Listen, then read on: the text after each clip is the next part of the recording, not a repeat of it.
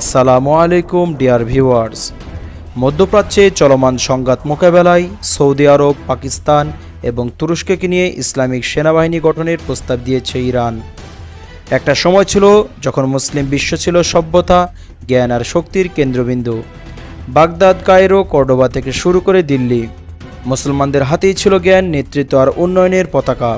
কিন্তু আজ আমরা ছিন্ন ভিন্ন, এক একটি মুসলিম দেশ এক একটি ঔপনিবেশের ছায়াতে বেড়াচ্ছে। কোথাও নেতৃত্ব নেই, ঐক্য নেই, আর সবথেকে বড় কথা ভ্রাতৃত্ব নেই।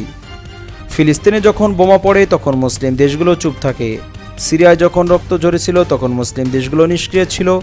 উইঘুর, কাশ্মীর, ইয়ামেন, সুদান, কোথাও নেই সম্মিলিত প্রতিবাদ, কোথাও নেই একটি কণ্ঠে একসাথে আওয়াজ তোলার ইচ্ছা। ইরানের সাম্প্রতিক প্রস্তাবে আবার সেই পুরনো প্রশ্ন উঠে এসেছে, মুসলিম বিশ্ব কি আবার এক হতে পারে? কেবল অস্ত্র নয়, দরকার কণ্ঠের ঐক্য। কেবল প্রতিবাদ নয়, দরকার কৌশলগত মিত্র। কেবল সামরিক শক্তি নয়, দরকার বিশ্বাস, ভ্রাতৃত্ব আর নেতৃত্ব। আজ সময় এসেছে রাজনৈতিক ভিন্নতা ভুলে, ঐতিহাসিক রেষারেষি দূরে রেখে একটি সম্মিলিত মুসলিম জাতির জন্ম দেওয়ার। যদি আমরা এক হই, তাহলে কেউ আমাদের ভাঙতে পারবে না, কেউ আমাদের ভূমি দখল করতে পারবে না, কেউ আর আমাদের ভাই বোনদের ওপর বোমা ফেলতে সাহস করবে না।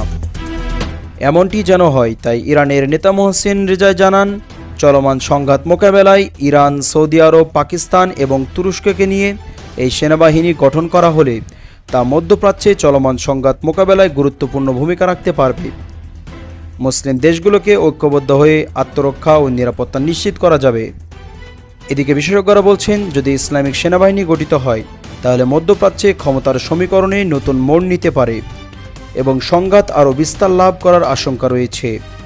ডিয়ার ভিউয়ার্স, আপনার মতামত কি? মুসলিম বিশ্বের ঐক্য আজ কতটা গুরুত্বপূর্ণ? অবশ্যই কমেন্টে জানাতে ভুলবেন না। Thanks for watching this video.